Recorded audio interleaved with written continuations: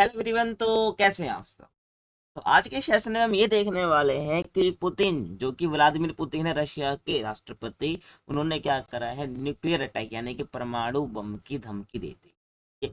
जिससे जो पश्चिमी देश है वहां पर हड़कंप मच चुका है इसको लेकर। ठीक है, अब इसके ऊपर एक्सपर्ट्स की राय क्या है उसकी हम बात करेंगे। तो रूस की प्लानिंग क्या है उसकी हम बात करेंगे। ठीक है ना। तो पुतिन ने किया है न्यूक्लियर अटैक की धमकी।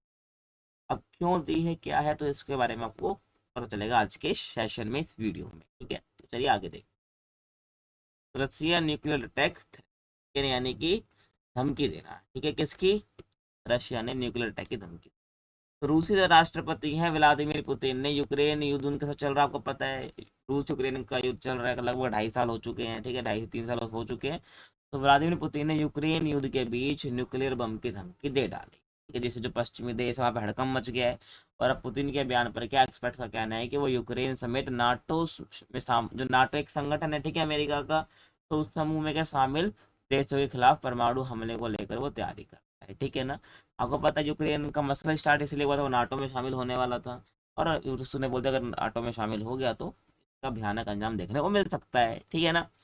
तो ध्यान रखना, नाटो की फुल फॉर्म क्या होती है? North Atlantic treaty. ठीक है ना, ऑर्गेनाइजेशन। तो ध्यान रखना।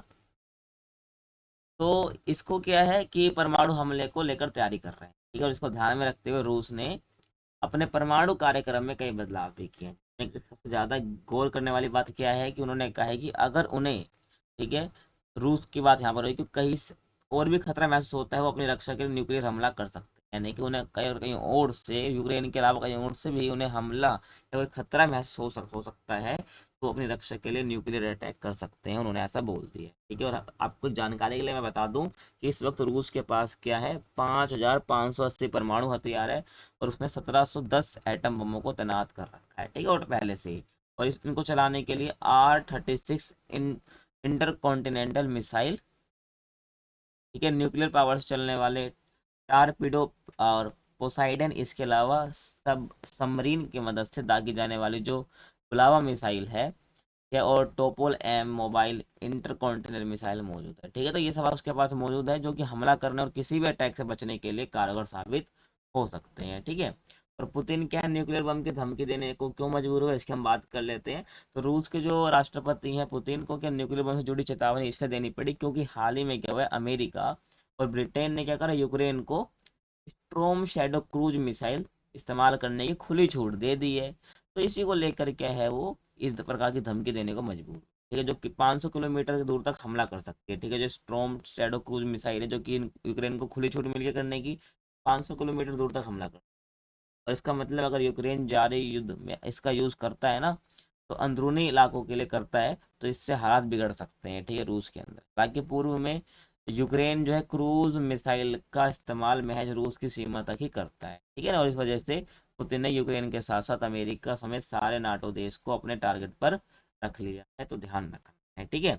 और पुतिन के फैसले पर क्या कहते हैं, इस पर अब ये बात करते हैं जो एक्सपर्ट्स है पुतिन के फैसले पर क्या कहते हैं।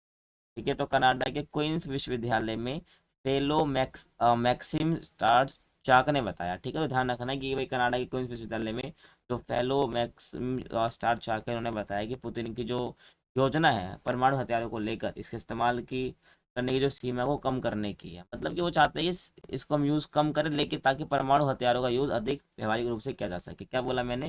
बताया कि पुतिन की जो योजना परमाणु हथियारों का इस्तेमाल करने की सीमा को कम करने की है, ताकि परमाणु हथियारों का यूज अधिक व्यवहारिक रूप से किया जा सके। यानी यह बदलाव पुतिन के बढ़ते राजनीतिक विकल्पों की कमी का संकेत देता है, खासकर 2.5 साल से चले आ रहे यूक्रेन युद्ध की। ठीक है ना।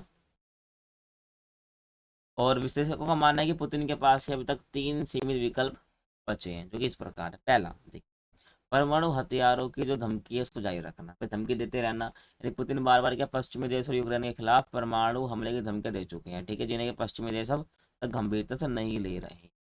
तो उनके पास 3 विकल्प है, या तो उसको लगातार जारी रखें या परमाणु बम का वास्तविक इस्तेमाल वो कर दें। ठीक है, ये विकल्प पुतिन के लिए अत्यंत जोखिम भरा है क्योंकि इसका नतीजा ग्लोबल लेवल पर काफी विनाशकारी हो सकता है। ये थोड़ी ना कि रूस ने कर दिया तो बाकी सब चुप रहेंगे, फिर अमेरिका भी क्या करेगा, एक क्या परमाणु हमला करेगा। तो इससे क्या एक तरह से थर्ड वर्ल्ड वॉर की कंडीशन बन जाएगी, आपको पता।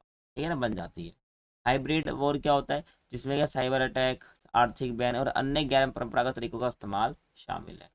3 विकल्प है जो कि क्या वो यूज कर सकते हैं। ठीक या पुतिन। तो ये एक्सपर्ट्स का कहना है, आपको ध्यान रखना है ना। तो ये थी आज की वीडियो, कैसे लगी कमेंट में बता सकते हैं। किसी और टॉपिक को वीडियो देखना चाहते हैं तो कमेंट में बता सकते हैं। बाकी मिलते हैं आपसे अगली वीडियो में, तब तक